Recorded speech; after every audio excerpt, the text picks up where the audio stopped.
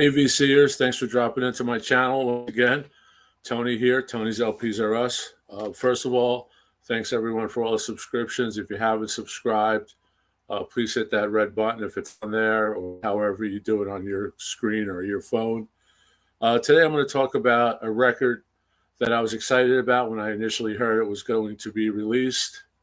But then thinking about it, I said I have to do some research on this record because I think something may be part of this original concept that I'm not into. And it's this record here, War's Greatest Hits. It's the double 45 RPM release by Analogue Productions. There it is. It's it's a typical, it's a great price. I'm sure it's going to sound fantastic. I'm sure it's going to sound better than the OG copy, which I have here. War's Greatest Hits. I've had this since it came out, I believe 1976 or so. I'm a big War guy growing up. We all dug War ever since their debut album with Eric Burden with Spill the Wine. So, big War fans. They got better as they separated from Eric. I think they have 2 albums with Eric. Those albums are great. There's a double and a single. But anyway, this album it's a platinum selling album. Millions of copies sold when it debuted until now. But the problem is the songs on the record on the 11 tracks on this Greatest Hits are the single versions or edited versions of the original songs that were on the LPs. Those are the LPs that I grew up on. Those are the things that, excuse me. Those are the songs that my friends and I grew up on, hanging out in someone's basement, hanging out or driving around with an 8-track or a cassette, listening to these songs in their full, original artistic, format, which were extended songs. Some of these songs were edited to a third of what they were actually the length on the original records. And I'm going to go over the records with you first, and then I'll go over the tracks that I'm specifically targeting here. Now, don't get me wrong.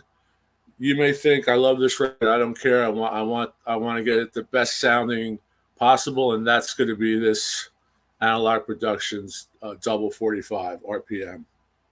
Don't get me wrong. I know it's going to sound great, but for me to buy something that I have an OG copy, which is VG Plus to excellent, almost near mint, I'm fine with that record just to have in my collection. And I'm not really going to go to it because if I want to listen to these tracks, I'm going to go to the original LPs where the tracks were extended in their original, their original recording format. So here we have Deliver the Word. Now, Deliver the Word has on it Me and Baby Brother, southern part of Texas, and I think Gypsy Man. Those are on the Greatest Hits. Here's the original inner, and this is a die-cut record. So Deliver the Word has this die-cut here. You can see this is in shrink. Here's the back. So this is an original. And I'm going to go over the lengths of the songs when I get to that section. So just hold on. It's not going to take long. Here's probably my favorite War album, The World Is a Ghetto. And The World Is a Ghetto has The World Is a Ghetto, The Cisco Kid. Those are on the Greatest Hits. Here's the actual OG jacket from UA. These are all tan UA. Original pressings, probably first pressings. Got these when they came out. And I've had this record since junior high. Cover of The Boys. Here's the other one that I have, All Day Music, which is probably a favorite as well. Also on UA. And on All Day Music, you have All Day Music, and Slip It Into Darkness, that is on the greatest hits. And here's the original LP cover, LP jacket, great cover. Here's the back. This comes with a poster. And there's the spine. Now, these records were all million selling records. Some of these hits on this greatest hits were #1 songs in its day. Here's the poster. Never hung, never displayed. So if you're looking for this on eBay, it'll cost you a little more with the poster, but these records are relatively inexpensive. Okay, now to the nitty-gritty. The reason I'm not going to buy the greatest hits, again, no offense to Analogue Production. I know this is going to be a fabulous record, $60. It's in that price range, like the Rhinos, $60, but you're getting a double 45. So this is my problem. I'm just going to go over the songs on the greatest hits. Side 1, there's 5 songs. All Day Music, 359 on the greatest hits, 404 on the original record. Not much, maybe a chord difference. Slip It Into Darkness, I had a problem with. Slip It Into Darkness on the greatest hits, 347. On the original, it's 7 minutes. And when you listen to the intro and some other verses, it's almost a different song. The context, to me, changes when I listen to the 7-minute version where they jam and they talk about other things. Other than that, the edit is from that record, okay? This is a big one of my favorites, The World is a Ghetto. Now, The World is a Ghetto on the greatest hits is 3:59, 3 minutes, 59 seconds. On the original World is a Ghetto LP, it's 10 minutes and 10 seconds. So that is extended almost 3 times, okay? So, what would you rather listen to?